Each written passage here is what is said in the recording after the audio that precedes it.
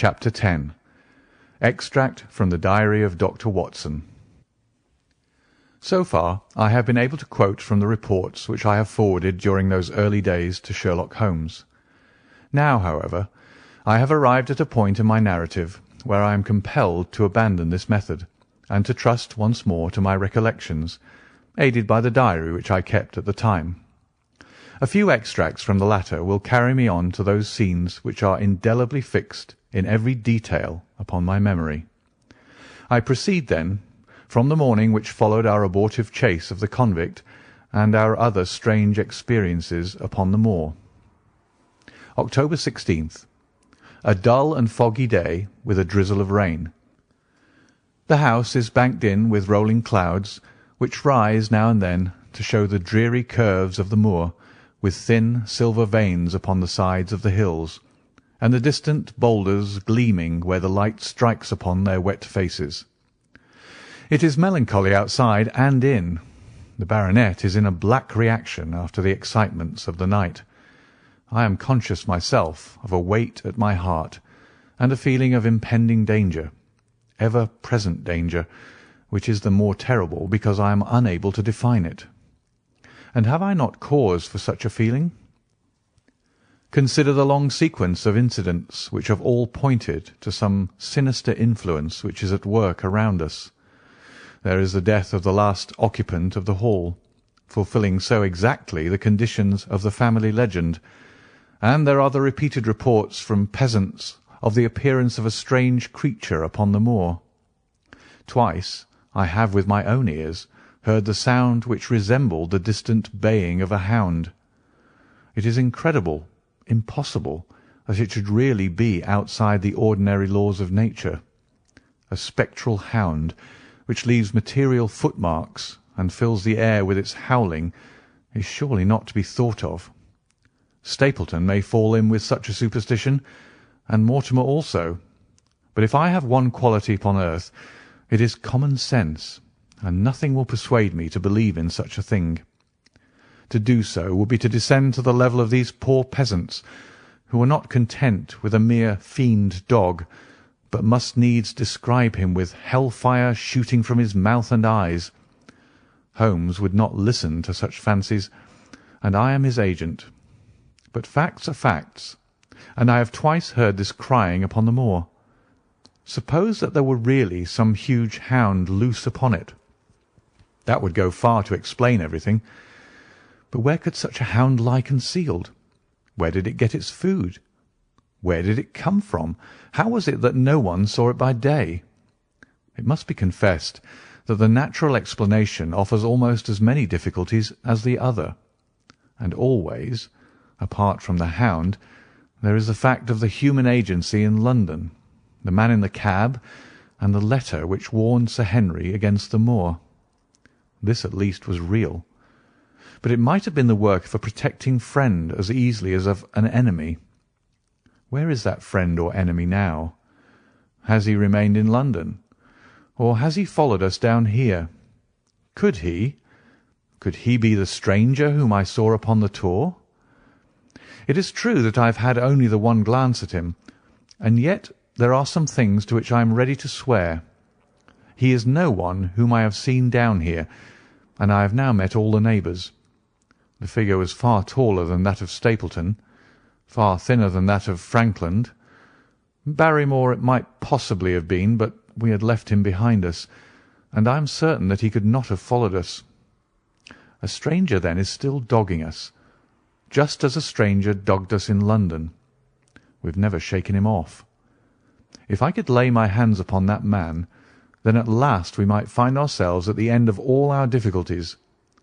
To this one purpose I must now devote all my energies. My first impulse was to tell Sir Henry all my plans. My second and wisest one is to play my own game and speak as little as possible to anyone. He is silent and distrait. His nerves have been strangely shaken by that sound upon the moor. I will say nothing to add to his anxieties, but I will take my own steps to attain my own end. We had a small scene this morning after breakfast. Barrymore asked leave to speak with Sir Henry, and they were closeted in his study some little time. Sitting in the billiard-room, I more than once heard the sound of voices raised, and I had a pretty good idea what the point was which was under discussion. After a time, the baronet opened his door and called for me. "Barrymore considers that he has a grievance," he said. "He thinks that it was unfair on our part to hunt his brother-in-law down when he, of his own free will, had told us the secret." The butler was standing very pale, but very collected before us. "I may have spoken too warmly, sir," said he, "and if I have, I am sure that I beg your pardon. At the same time, I was very much surprised when I heard you two gentlemen come back this morning and learned that you had been chasing Selden. The poor fellow has enough to fight against without my putting more upon his track." "If you told us of your own free will, well, it would have been a different thing," said the baronet. "You only told us, or rather your wife only told us, when it was forced from you, and you could not help yourself." "I didn't think you would have taken advantage of it, Sir Henry. Indeed, I didn't." "The man is a public danger. There are lonely houses scattered over the moor, and he is a fellow who would stick at nothing. You would only want to get a glimpse of his face to see that. Look at Mr. Stapleton's house, for example, with no one but himself to defend it. There's no safety for anyone until he's under lock and key." "He'll break into no house, sir. I give you my solemn word upon it. But he will never trouble anyone in this country again. I assure you, Sir Henry, that in a very few days the necessary arrangements will have been made, and he will be on his way to South America. For God's sake, sir, I beg of you not to let the police know that he's still on the moor. They've given up the chase there, and he can lie quiet until the ship is ready for him. You can't tell on him without getting my wife and me into trouble. I beg you, sir, to say nothing to the police." "What do you say, Watson?" I shrugged my shoulders. If he was safely out of the country, it would relieve the taxpayer of a burden. "But how about the chance of his holding someone up before he goes?" "He would not do anything so mad, sir. We have provided him with all that he can want. To commit a crime would be to show where he was hiding." "That is true," said Sir Henry. "Well, Barrymore?" "God bless you, sir, and thank you for my heart. It would have killed my poor wife had he been taken again." "I guess we are aiding and abetting a felony, Watson. But after what we've heard, I don't feel as if I could give the man up. So there's an end to it. All right, Barrymore, you can go." With a few broken words of gratitude, the man turned, but he hesitated and then came back. "You've been so kind to us, sir, that I should like to do the best I can for you in return. I know something, Sir Henry, and perhaps I should have said it before, but it was long after the inquest that I found it out. I've never breathed a word about it yet to mortal man. It's about poor Sir Charles's death." The baronet and I were both upon our feet. "Do you know how he died?" "No, sir, I don't know that." "What then?" "I know why he was at the gate at the hour. It was to meet a woman." "To meet a woman? He?" "Yes, sir." "And the woman's name?" "I can't give you the name, sir, but I can give you the initials. Her initials were L.L." "How do you know this, Barrymore?" "Well, Sir Henry, your uncle had a letter that morning. He had usually a great many letters, but he was a public man and well known for his kind heart, so that everyone who was in trouble was glad to turn to him. But that morning, as it chanced, there was only this one letter, so I took the more notice of it. It was from Coombe Tracy, and it was addressed in a woman's hand." "Well?" "Well, sir, I thought no more of the matter, and never would have done that had it not been for my wife. Only a few weeks ago she was cleaning out Sir Charles's study. It had never been touched since his death, and she found the ashes of a burned letter in the back of the grate. The greater part of it was charred to pieces, but one little slip, the end of a page, hung together, and the writing could still be read, though it was grey on a black background. It seemed to us to be a postscript at the end of the letter, and it said, 'Please, please, as you are a gentleman, burn this letter and be at the gate by 10 o'clock. Beneath it were signed the initials L.L. Have you got that slip?' "No, sir. It crumbled all to bits after we moved it." "Had Sir Charles received any other letters in the same writing?" "Well, sir, I took no particular notice of his letters. I should not have noticed this one, only it happened to come alone." "And you have no idea who L.L. is?" "No, sir, no more than you have. But I expect if we could lay our hands upon that lady, we should know more about Sir Charles's death." "I cannot understand, Barrymore, how you came to conceal this important information." "Well, sir, it was immediately after that our own trouble came to us. And then again, sir, we were both of us very fond of Sir Charles, as we well might be considering all he has done for us. To rake this up couldn't help our poor master, and it's well to go carefully when there's a lady in the case, even the best of us." "You thought it might injure his reputation?" "Well, sir, I thought no good could come of it. But now you've been kind to us, and I feel as if it would be treating you unfairly not to tell you all that I know about the matter." "Very good, Barrymore. You can go." When the butler had left us, Sir Henry turned to me. "Well, Watson, what do you think of this new light?" "It seems to leave the darkness rather blacker than before." "So I think. But if we can only trace L.L., it should clear up the whole business. We've gained that much. We know that there's someone who has the facts if we can only find her. What do you think we should do?"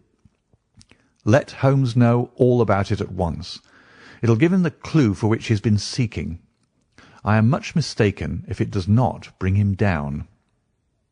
I went at once to my room and drew up my report of the morning's conversation for Holmes.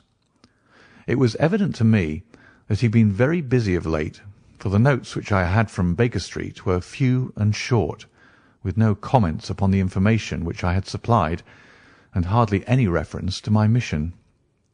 No doubt his blackmailing case is absorbing all his faculties. And yet this new factor must surely arrest his attention and renew his interest. I wish that he were here. October 17th. All day today the rain poured down, rustling on the ivy and dripping from the eaves. I thought of the convict out upon the bleak, cold, shelterless moor. Poor devil! Whatever his crimes, he's suffered something to atone for them. And then I thought of that other one, the face in the cab, the figure against the moon. Was he also out in that deluge, the unseen watcher, the man of darkness? In the evening I put on my waterproof, and I walked far upon the sodden moor, full of dark imaginings, the rain beating upon my face and the wind whistling about my ears. God help those who wander into the great mire now, for even the firm uplands are becoming a morass. I found the black tor upon which I had seen the solitary watcher, and from its craggy summit I looked out myself across the melancholy downs. Rain squalls drifted across their russet face, and the heavy slate-coloured clouds hung low over the landscape, trailing in grey wreaths down the sides of the fantastic hills. In the distant hollow on the left, half hidden by the mist, the two thin towers of Baskerville Hall rose above the trees. They were the only signs of human life which I could see, save only those prehistoric huts which lay thickly upon the slopes of the hills. Nowhere was there any trace of that lonely man whom I had seen on the same spot 2 nights before. As I walked back I was overtaken by Dr. Mortimer, driving in his dog-cart over a rough moorland track which led from the outlying farmhouse of Foulmire. He has been very attentive to us, and hardly a day has passed that he has not called at the Hall to see how we are getting on. He insisted upon my climbing into his dog-cart, and he gave me a lift homeward. I found him much troubled over the disappearance of his little spaniel.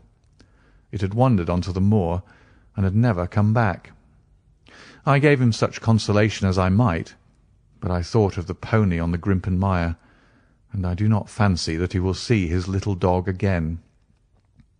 "By the way, Mortimer," said I, as we jolted along the rough road, "I suppose there are few people living within driving distance of this whom you do not know?"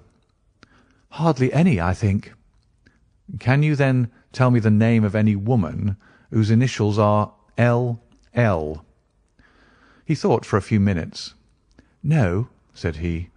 "There are a few gipsies and labouring folk for whom I can't answer, but among the farmers or gentry there is no one whose initials are those.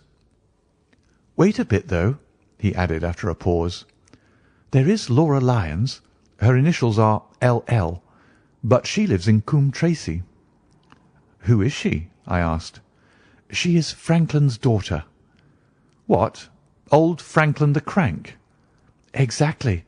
She married an artist named Lyons, who came sketching on the moor. He proved to be a blackguard and deserted her. The fault, from what I hear, may not have been entirely on one side. Her father refused to have anything to do with her because she had married without his consent, and perhaps for one or two other reasons as well. So between the old sinner and the young one, the girl has had a pretty bad time." "How does she live?" "I fancy old Franklin allows her a pittance, but it cannot be more, for his own affairs are considerably involved.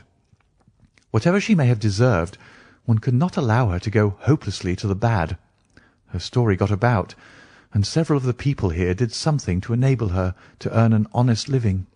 Stapleton did for one, and Sir Charles for another. I gave a trifle myself.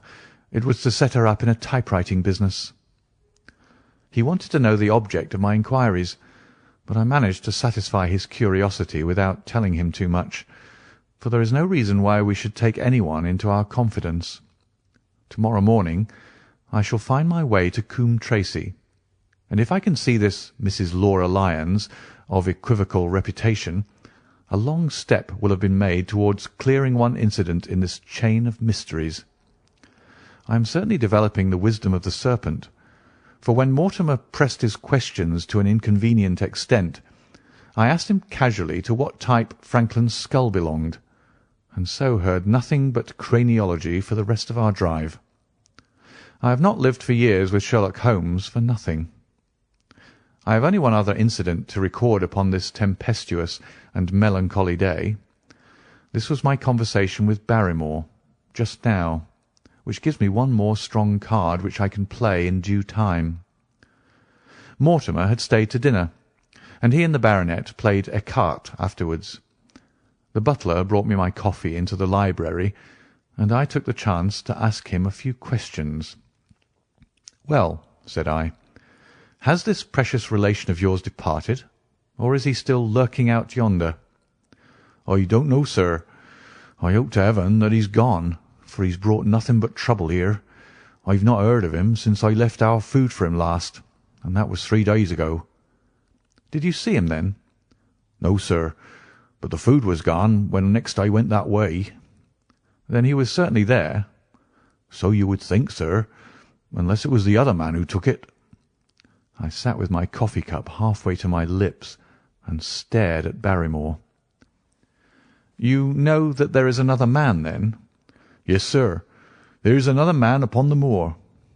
"Have you seen him?" "No, sir." "How do you know of him, then?" "Selden told me of him, sir, a week ago or more. He's in hiding too, but he's not a convict as far as I can make out. I don't like it, Dr. Watson. I tell you straight, sir, that I don't like it." He spoke with a sudden passion of earnestness. "Now listen to me, Barrymore. I have no interest in this matter but that of your master. I have come here with no object except to help him. Tell me frankly, what is it that you don't like?" Barrymore hesitated for a moment, as if he regretted his outburst, or found it difficult to express his own feelings in words. "It's all these goings-on, sir," he cried at last, waving his hand towards the rain-lashed window which faced the moor. "There's foul play somewhere, and there's black villainy brewing. To that I'll swear. Very glad I should be, sir, to see Sir Henry on his way back to London again." "But what is it that alarms you?" Look at Sir Charles's death. That was bad enough. For all that the coroner said, look at the noises on the moor at night. There's not a man who would cross it after sundown if he was paid for it. Look at this stranger hiding out yonder and watching and waiting. What's he waiting for? What does it mean? It means no good to anyone of the name of Baskerville, and very glad I shall be to quit of it all in the day that Sir Henry's new servants are ready to take over the hall." "But about this stranger," said I. "Can you tell me anything about him? What did Selden say? Did he find out where he hid, or what he was doing?" "He saw him once or twice, but he's a deep one and gives nothing away. At first he thought that he was the police, but soon he found that he had some lay of his own.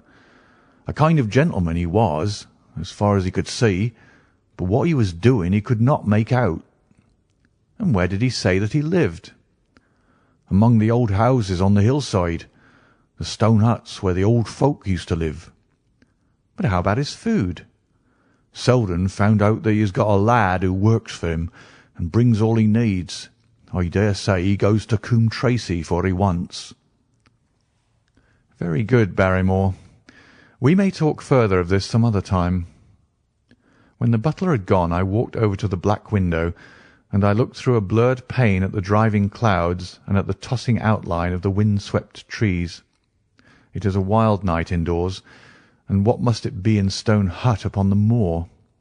What passion of hatred can it be which leads a man to lurk in such a place at such a time? And what deep and earnest purpose can he have which calls for such a trial? There in that hut upon the moor seems to lie the very centre of that problem which has vexed me so sorely. I swear that another day shall not have passed before I have done all that man can do to reach the heart of the mystery. End of chapter 10.